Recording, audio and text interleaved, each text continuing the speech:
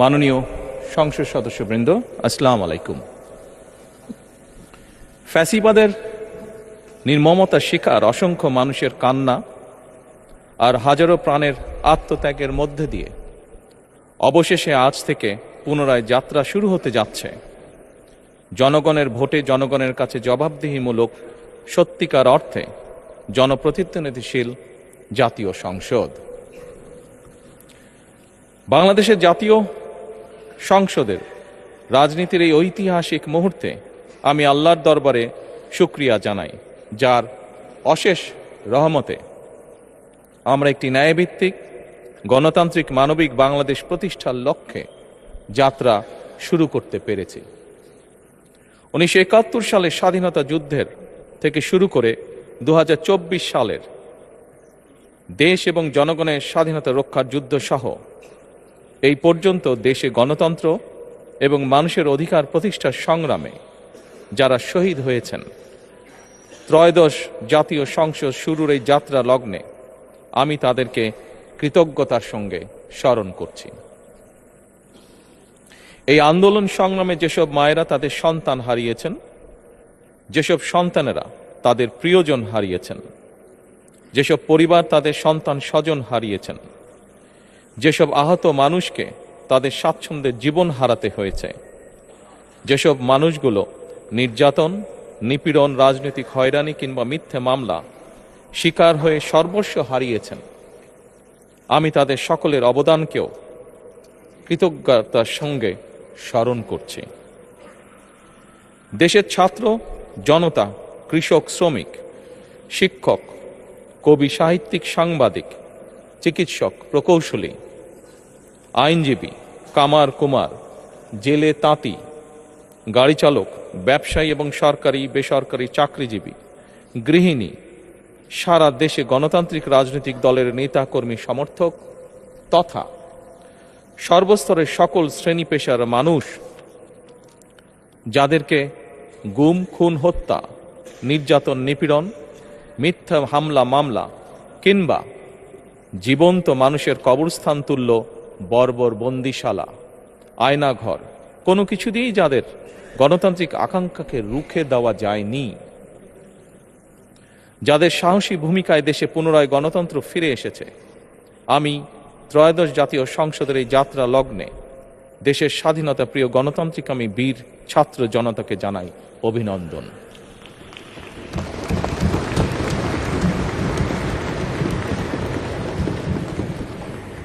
সম্মানিত সংসদ সদস্যবৃন্দ,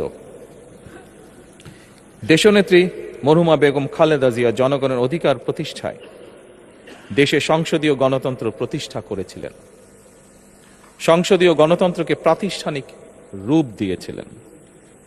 সেই গণতন্ত্রকে প্রহসনের রূপ দিয়ে জাতীয় সংসদকে হাস্যরসের খোরাকে পরিণত করা হয়েছিল। দেশে তাবিদারি শাসন শোষণ কায়েম করা হয়েছিল। দেশে সংসদীয় গণতন্ত্র এবং জনগণের অধিকার পুনঃপ্রতিষ্ঠা করার জন্য দেশনেত্রী বেগম খালেদা জিয়া জীবনের শেষ দিন পর্যন্ত লড়াই করেছেন। জীবনে কখনোই স্বৈরাচার কিংবা ফ্যাসিবাদের সঙ্গে আপোষ করেননি। দেশে আজ থেকে আবারও সেই কাঙ্ক্ষিত সংসদীয় গণতন্ত্রের যাত্রা শুরু হলো, আলহামদুলিল্লাহ।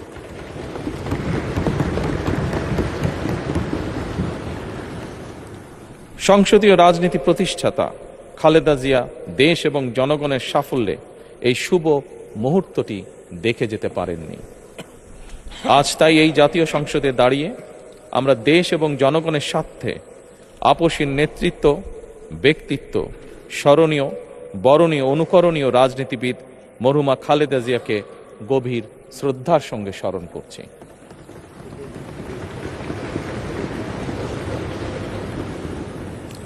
সম্মানিত সংসদ সদস্যবৃন্দ, দেশে বহুদলীয় গণতন্ত্রের প্রবক্তা এবং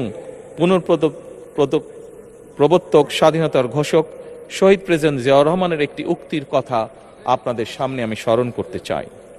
তিনি বলেছিলেন, জনগণই যদি রাজনৈতিক দল হয় তাহলে আমি সেই দলেরই আছি। অর্থাৎ ব্যক্তি কিংবা দলের স্বার্থ নয়, জনগণের স্বার্থই সবচাইতে বড়। এটাই বিএনপির রাজনীতি,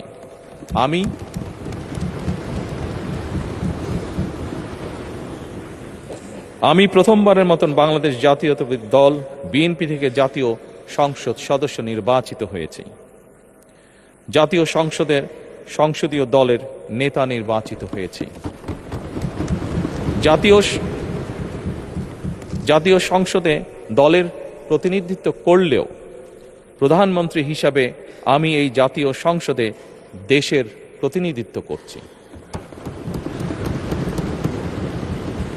দল, মত, ধর্ম, বর্ণ নির্বিশেষে দেশের জনগণের প্রতিনিধিত্ব করছি।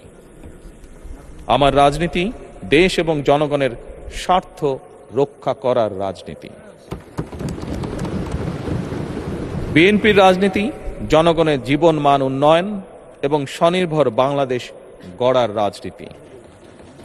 প্রতিটি পরিবারকে স্বনির্ভর করাই আমাদের রাজনীতির লক্ষ্য। প্রতিটি পরিবারকে স্বনির্ভর করার মাধ্যমেই বিএনপি একটি স্বনির্ভর, সমৃদ্ধ, নিরাপদ, গণতান্ত্রিক বাংলাদেশ প্রতিষ্ঠা করতে চায়। এই লক্ষ্য অর্জনে আমি জনগণের সমর্থন এবং সহযোগিতা চাইছি।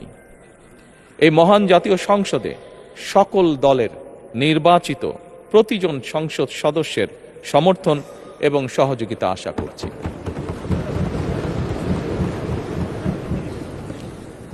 সম্মানিত সংসদ সদস্যবৃন্দ, আমি বিশ্বাস করি আমাদের দল কিংবা মত কিংবা কর্মসূচি ভিন্ন হতে পারে, কিন্তু তাবেদার মুক্ত, ফ্যাসিবাদ মুক্ত একটি স্বাধীন, সার্বভৌম, নিরাপদ, স্বনির্ভর বাংলাদেশ প্রতিষ্ঠায় আমাদের মধ্যে কোনো বিরোধ থাকতে পারে না, বিরোধ নেই। জাতীয় সংসদকে জাতীয় কর্মকাণ্ডের কেন্দ্রবিন্দু না করে বিতাড়িত ফ্যাসিস্ট সরকার জাতীয় সংসদকে অকার্যকর করে ফেলেছিল। আমরা এই মহান জাতীয় সংসদকে সকল যুক্তি, তর্ক আর জাতীয় সমস্যা সমাধানের কেন্দ্রবিন্দুতে পরিণত করতে চাই।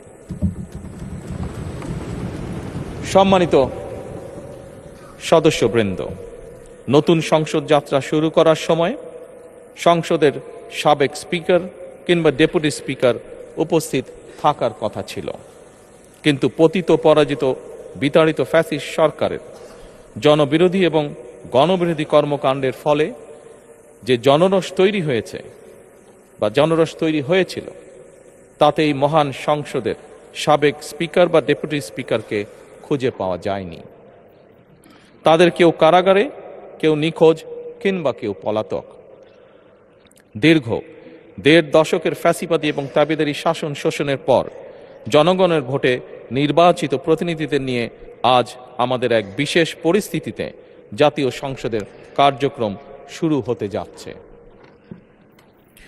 এমন পরিস্থিতিতে আমরা সংবিধান এবং সংসদের কার্যপ্রণালী বিধির বিধান অনুসরণ পূর্বক ত্রয়োদশ জাতীয় সংসদে সভাপতিত্ব করার জন্য আজ আমি প্রবীণ রাজনীতিবিদ এবং 5 বারের মতন নির্বাচিত জাতীয় সংসদ সদস্য জনাব ডক্টর খন্দকার মোশাররফ হোসেনের নাম প্রস্তাব করছি।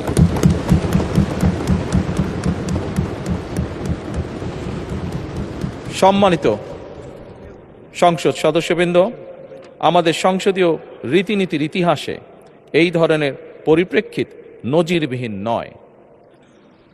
1973 সালে তৎকালীন প্রধানমন্ত্রী মরহুম শেখ মুজিবুর রহমান ওই সংসদের সদস্য মাওলানা আব্দুর রশিদ তর্কবাধীশের নাম প্রস্তাব করেছিলেন এবং তার সভাপতিত্বে বাংলাদেশের প্রথম সংসদের প্রথম অধিবেশন শুরু হয়েছিল। আমি জাতীয় সংসদের সকল সম্মানিত সদস্যকে স্বাগত এবং ধন্যবাদ জানাই।